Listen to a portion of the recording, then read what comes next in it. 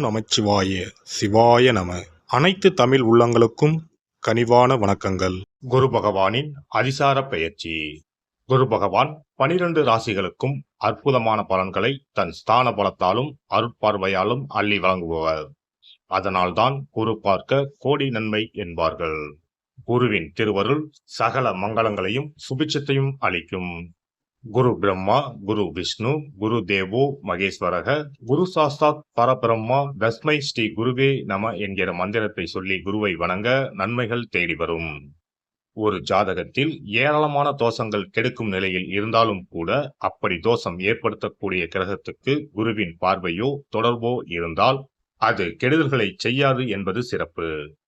அப்படிப்பட்ட குரு பகவான் ஆண்டுக்கு ஒரு முறை ஒரு ராசியில் இருந்து அடுத்த ராசிக்கு பெயர்வார். சில நேரங்களில் அதிசாரமாகவும் வக்கரமாகவும் முன்னும் பின்னும் உள்ள ராசிகளுக்கு குரு பகவான் சஞ்சாரம் செய்வதும் உண்டு.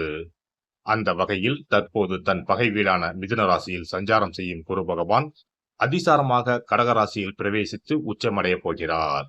வரும் அக்டோபர் மாதம் 18ஆம் தேதி கடகத்தில் பிரவேசிக்கும் குரு பகவான் டிசம்பர் 5ஆம் தேதி வரை அங்கேயே தங்கியிருந்து பலன் தரப்போகிறார். அதன் பின் வக்கரமடைந்து மிதுன ராசிக்கு திரும்புவார். இதில் குரு பகவானின் அதிசார காலம் மட்டும் என எடுத்துக்கொண்டால் 48 நாட்களுக்கு குரு கடகத்தில் பூர்ணமாக சஞ்சரித்து அற்புதமான பலன்களை தரப்போகிறார். அடுத்த ஆண்டு நிகழும் குரு பெயர்ச்சிக்கு பின்னர் ஓராண்டு உங்கள் வாழ்க்கை எப்படி இருக்கும் என்பதற்கான முன்னோட்டமாக இந்த 48 நாட்களும் அமையும் என்றால் அது மிக இல்லை. அந்த வகையில் இதில் அற்புதமான பலனை பெறப்போகும் ராசிக்காரர்கள் என்றால் முதலில் மிதுன ராசியை சொல்லலாம். ஜென்ம குருவாக இருந்தவர் தனஸ்தானத்துக்கு நகர்வது நல்ல மாற்றமாகும். கன்னி ராசிக்கு லாபஸ்தானத்தில் அமர்ந்து உற்சாகத்தை கொடுக்க போகிறார். விருச்சக ராசிக்கு 9இல் அமர்ந்து ஆசுவாசப்படுத்தப் போகிறார்.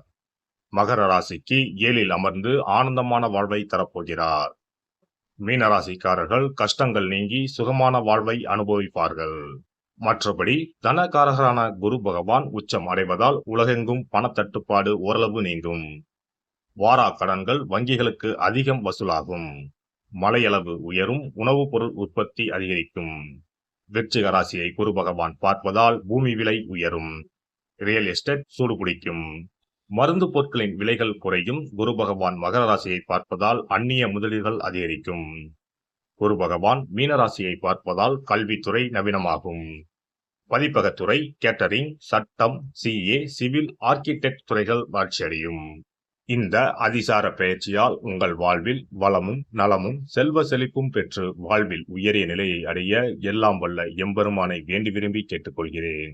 மீனராசி அன்பர்களே, குரு பகவான் தற்போது 4ஆம் வீட்டில் அமர்ந்திருக்கிறார். அர்த்தராஷ்டம குரு அவ்வளவு நற்பலன்களை உங்களுக்கு தந்திருக்க மாட்டார். தாயாரின் ஆரோக்கியத்தில் ஏதேனும் உபாதைகளை கொடுத்து அதன் மூலம் செலவுகளை ஏற்படுத்தி இருப்பார். தாய் வழியில் தேவையற்ற வாக்குவாதங்களும் வந்து போயிருக்கும். அக்டோபர் 18 முதல் குரு பகவான் அதிசாரத்தில் 5ஆம் வீட்டில் வந்து தங்குகிறார். இது மீனராசிக்காரர்களுக்கு அற்புதமான காலம். கஷ்டப்பட்ட உங்களுக்கு காலம் தரும் ஒரு பரிசாகவே நீங்கள் இதை கருதலாம். 5ஆம் வீட்டில் அமரும் குரு பகவான் உங்கள் நம்பிக்கையை அதிகப்படுத்தப் போகிறார். முயற்சிகள் வெற்றியாகும். பூர்வீக சொத்தில் இருந்த வில்லங்கம் விலகும். விட்டுப்போன குலதெய்வ வழிபாட்டை மேற்கொள்வீர்கள்.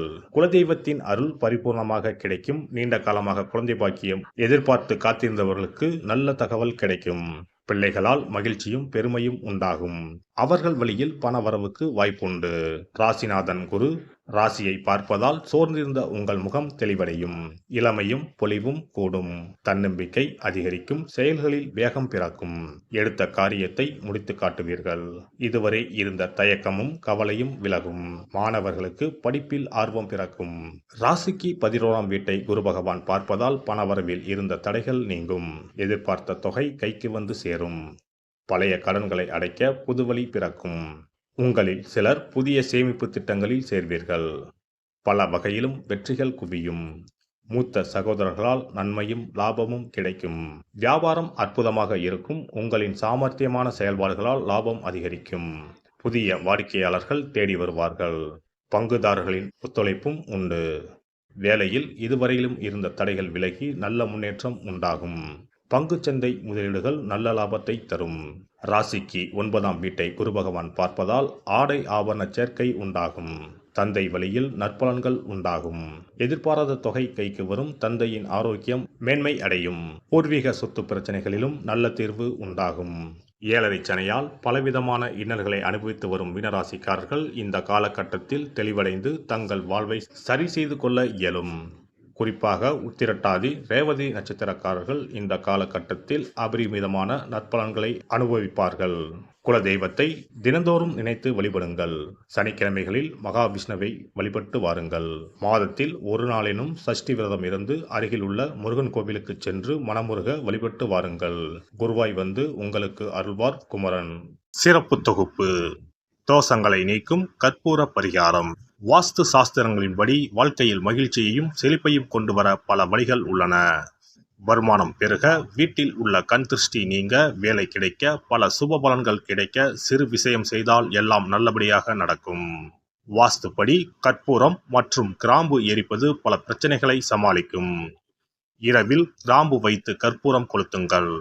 ஆசைகளை நிறைவேற்றும் சக்தி கற்பூரத்திற்கு உண்டு. உங்கள் விருப்பம் நன்றாக இருந்தால் அது நிச்சயம் நிறைவேறும். பண பிரச்சனைகளில் இருந்து விடுபட சனிக்கிழமை இரவு படுக்கைக்கு செல்வதற்கு முன் கிராம்பு மற்றும் கற்பூரத்தை வெள்ளிக்கிண்ணத்தில் எரிக்கவும். இப்படி செய்தால் பண பற்றாக்குறையை போக்கலாம். வீட்டில் உள்ள எதிர்மறை சக்தியை விரட்ட கற்பூரம், கிராம்பு மற்றும் ஏலக்காய் நன்றாக வேலை செய்யும். இவை தீய சக்திகளை வீட்டில் இருந்து விலக்கி வைக்கும். கற்பூரம், 5 ஏலக்காய், 5 கிராம்பு ஆகியவற்றை ஒரு பாத்திரத்தில் எடுத்து எரிக்கவும். முதலில் பூஜை அறையில் வைத்து எரித்துவிட்டு அந்த புகையை வீட்டின் மூலை முடுக்கெல்லாம் பரவவிட வேண்டும். இவ்வாறு செய்வதன் மூலம் வீட்டில் அமைதி உண்டாகும். கண் திருஷ்டி நீங்கும். எதிர்மறை ஆற்றல்கள் அகற்றப்படும். வீட்டில் இருப்பவர் மீது தீய பார்வை இருந்தால் அது நீங்கும்.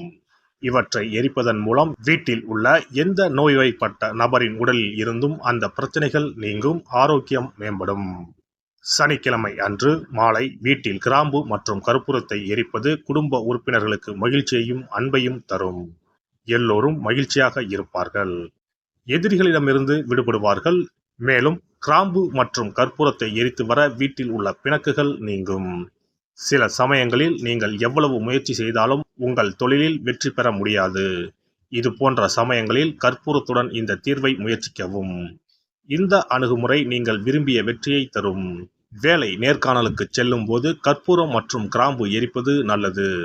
மேலும் 2 கிராம்புகளை வாயில் போட்டுவிட்டு வெளியே செல்லவும். நேர்காணலுக்கு செல்வதற்கு முன் அவற்றை அசைக்கவும். இப்படி செய்தால் வேலை கிடைக்கும். தொழிலில் முன்னேற்றம் ஏற்படும். கடுகு எண்ணெயில் 2 கிராம்புகளை போட்டு காலையில் கடவுளுக்கு அருகில் தீபம் ஏற்றவும். அதன் பிறகு நேர்காணலில் கலந்து கொள்ளுங்கள். இவ்வாறு செய்வதன் மூலம் தொழிலில் உள்ள தடைகள் அனைத்தும் நீங்கும். நல்ல வேலை கிடைக்கும். திருமண உறவில் சிக்கல் இருந்தால் வெள்ளி அல்லது வேறு ஏதேனும் பாத்திரத்தில் கற்பூரத்தை எரிக்கவும். அறையின் மூலையில் 2 கற்பூரங்களை வைக்க வேண்டும். இவ்வாறு செய்வதன் மூலம் தம்பதிகளிடையே ஒற்றுமை அதிகரிக்கும். மேலும் இரவில் கற்பூரம் மற்றும் கிராம்புகளை எரிப்பதால் வாழ்வில் உள்ள தடைகள் நீங்கும். 6 கற்பூரம் மற்றும் 36 கிராம்புகளை எடுத்து வீட்டில் தூவி வர உங்கள் திருமண வாழ்க்கையில் உள்ள தடைகள் நீங்கும். எந்த ஒரு பரிகாரமாக இருந்தாலும் அதை முழு மனதோடு தெய்வ நம்பிக்கையோடு தொடர்ந்து செய்து வந்தால் மட்டுமே பலன் கிடைக்கும். எனவே நம்பிக்கையோடு செய்து பலனை பெறுங்கள். நல்லதே நடக்கும். எல்லாம் வல்ல இறையருளால் நீங்களும் உங்கள் அன்பு குடும்பமும் உடல் நலம், நீளாயுள், நிறை செல்வம், உயர் புகழ், மெய்ஞானம் ஓங்கி வாழ்க வளமுடன். இந்த வீடியோ பதிவு உங்களுக்கு பிடித்திருந்தால் லைக் பண்ணுங்க, கமெண்ட் பண்ணுங்க, ஷேர் பண்ணுங்க. மறக்காம சப்ஸ்கிரைப் பண்ணுங்க. பக்கத்துல இருக்கிற பெல் பட்டனை கிளிக் பண்ணுங்க. நன்றி, வணக்கம். ஓம் நமச்சிவாய. சிவாய நம.